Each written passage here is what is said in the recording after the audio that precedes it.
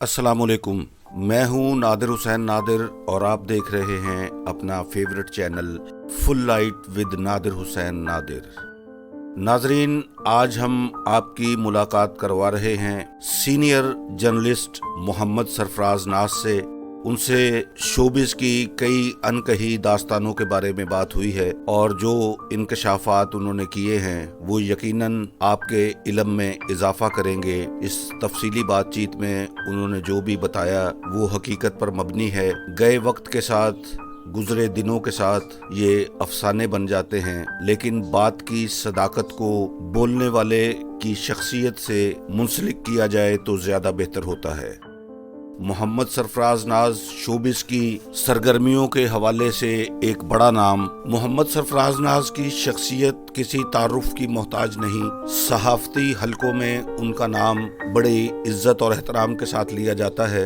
उनके साथ एक खसूसी नशिस्त का एहतमाम आप लोगों के लिए किया गया है। आप सुनिए, देखिए और बताइएगा कि आपको उनके ये इंकशाफात कैसे लगे हैं। आइए देखते हैं। अस्सलाम वालेकुम जी। सरफराज भाई, कैसे हैं आप? ठीक ठाक हैं? अल्लाह का शुक्र नादिर साहब, आप सुनाएं? ठीक ठाक। करम अल्लाह का। सरफराज भाई, आपकी सहाफ़ती खिदमात से किसी को भी इनकार नहीं है। बहुत सीनियर सहाफ़ी हैं आप, कोहना मश्क, और इसके साथ साथ शोबिस की कवरेज भी आपने बहुत की है। शोबिस के कई आप यहाँ एडिशन अखबारात में जो है उनके इंचार्ज भी रहे हैं। बहुत से वाक़यात होंगे आपकी याददाश्त में महफूज, जो मैं चाहता हूं कि आज आप हमारे चैनल के लिए शेयर करें।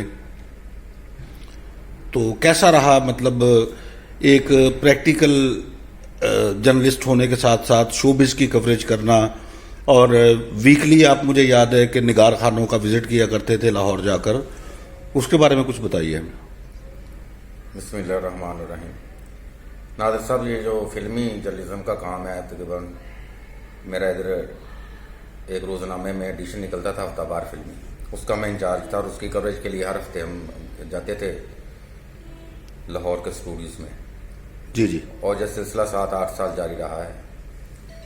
तो जो इसका पहला जो वाक़या हुआ था वो अगर आप कहें तो बड़ा दिलचस्प था, वो आप सुनाऊं? जी प्लीज़।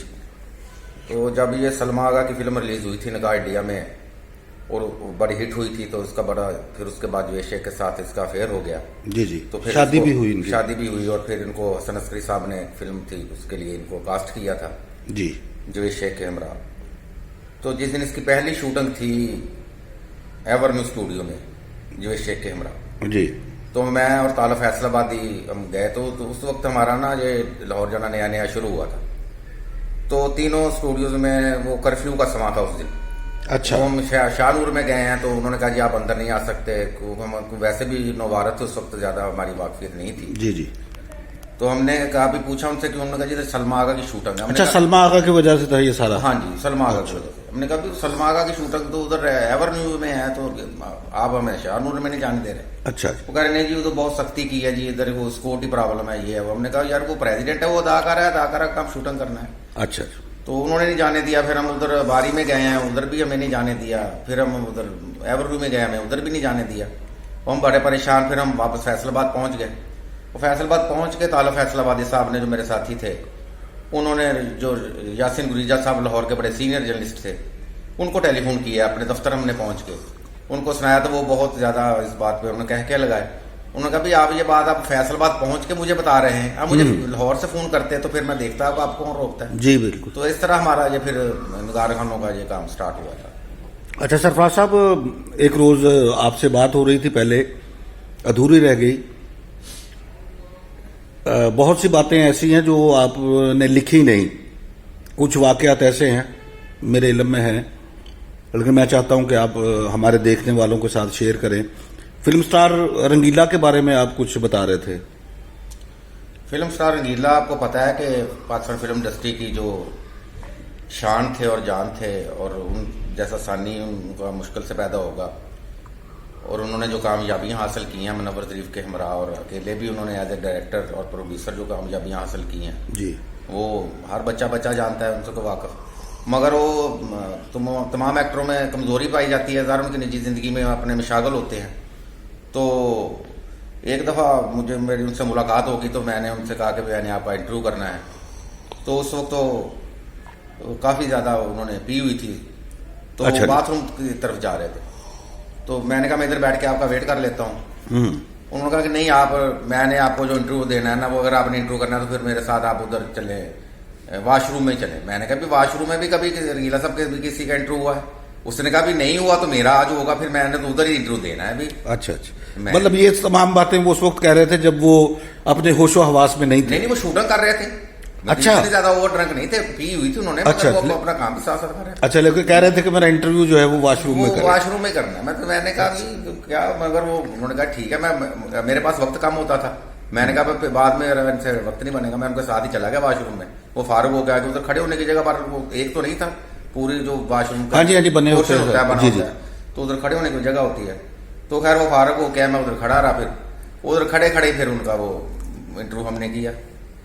और अच्छा, वो बताइए जरा, वो कितने की शराब उन्होंने बताई थी? वो एक दफा उनका मैंने, और कार्ड में तो मेरे पास पर्चा नहीं है, जो सुनने वाले हैं इस बात पे नाराज भी होंगे, मगर ये मैंने खुद पढ़ी हुई है खबर, रोजानामा एक्सप्रेस में खबर मैंने पढ़ी हुई है। अच्छा, अब ये तो वही जानते हैं क्योंकि उसके बाद मेरी उनसे मुलाकात नहीं हो सकी।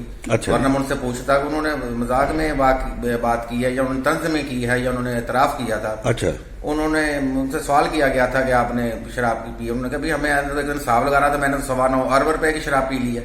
9.25 अरब रुपए की शराब? हाँ, मकसद अच्छा, मैंने हिसाब लगाया कि उसमें भी वो उनकी केले की नहीं ना होगी, वो जरा पार्टियां होती उसकी भी मंगाते होंगे, अपना ऑफिस था ये वो। अच्छा सरफराज साहब, एक हमारे दोस्त हैं, यूट्यूबर साथी हैं, उन्होंने अपनी एक वीडियो में मरहूम अदाकार, फिल्मी हीरो थे हमारे, डांसिंग हीरो इस्माइल शाह साहब, उनके बारे में कुछ बताया कि वो काफ़ी ज़्यादा ड्रिंक करते थे और ड्रिंक करने के बाद वो अपने जब घर चले जाते थे तो घर जाकर वो बिल्कुल बेलिबास हो जाते थे, अपने कपड़े उतार देते थे।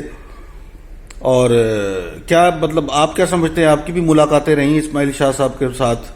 मतलब वो ड्रिंक वगैरह करते थे या क्या कुछ सिस्टम, या इल्जाम है उन पे ये?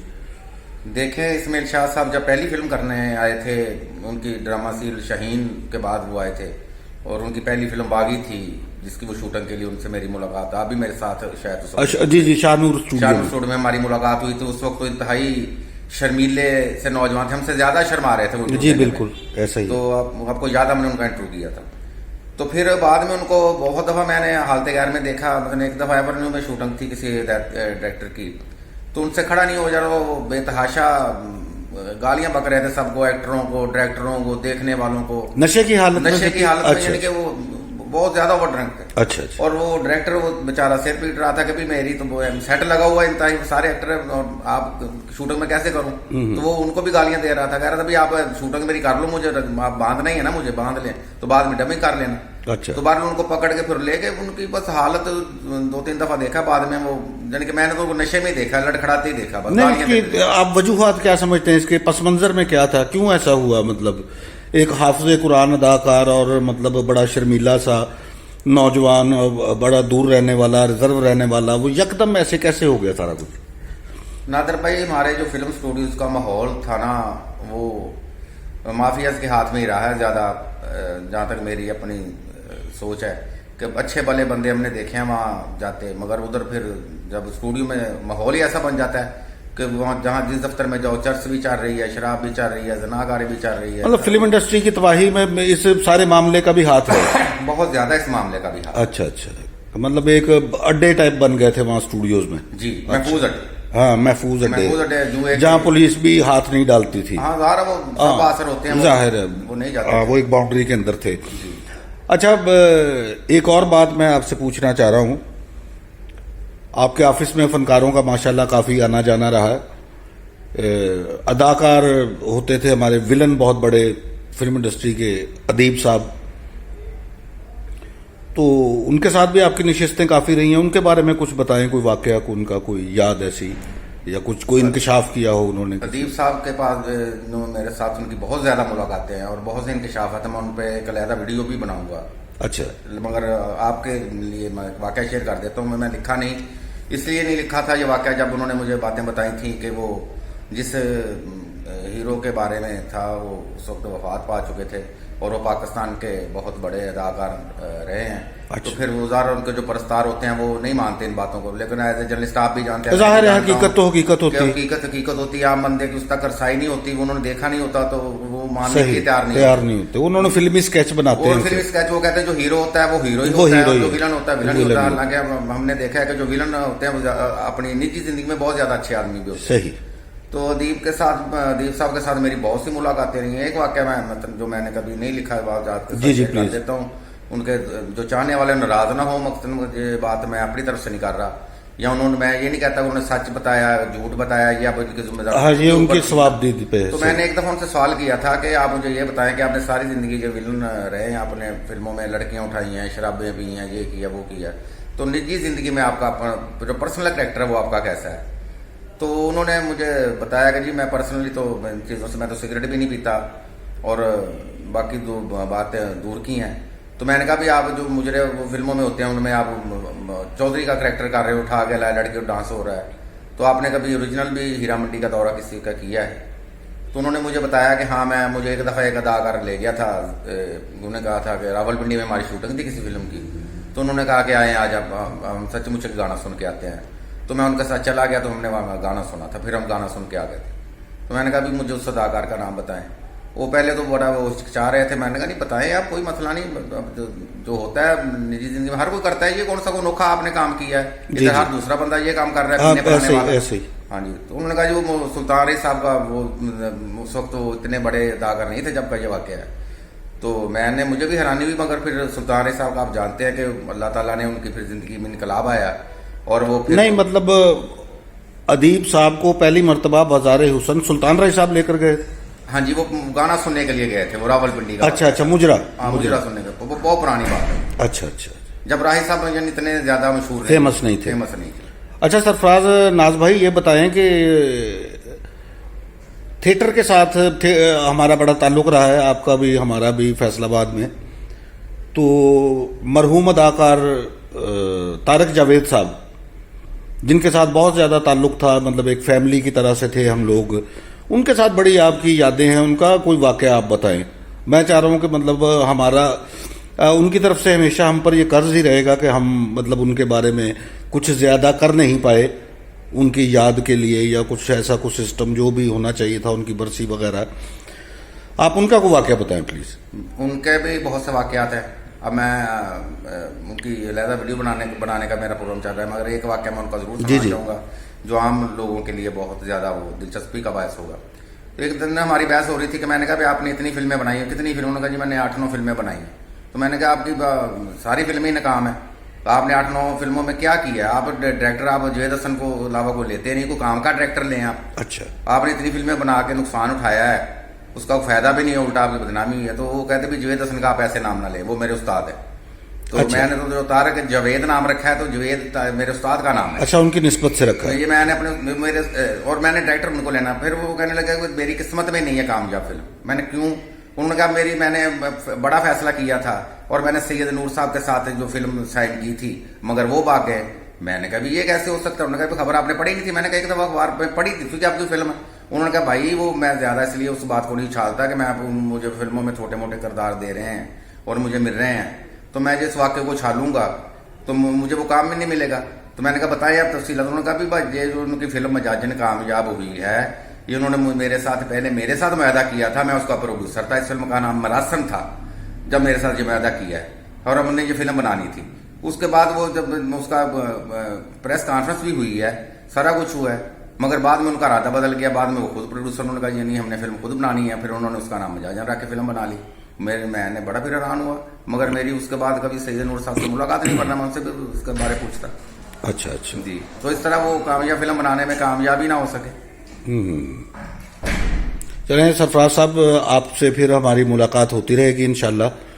आपका वक्त फिर लेंगे हम। आपका बहुत शुक्रिया कि आपने हमारे channel full light with Nadir Hussain Nadir के लिए खुसूसी वक्त दिया और ऐसी बातों का इंकशाफ किया है जो हमारे देखने वालों के लिए बिल्कुल नई होंगी। और हमारी कोशिश भी यही रहती है कि हम नई और अछूती चीज़ें जो हैं अपने चाहने वालों के लिए पेश करें। आपका बहुत शुक्रिया। आपसे इजाज़त चाहते हैं।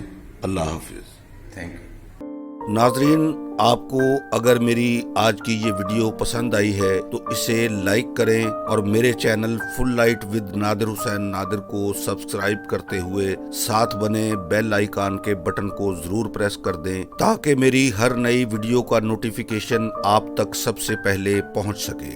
अपनी बहुत ढेर सारी दुआओं में याद रखिएगा। अब इजाजत चाहता हूँ। अल्लाह हाफिज।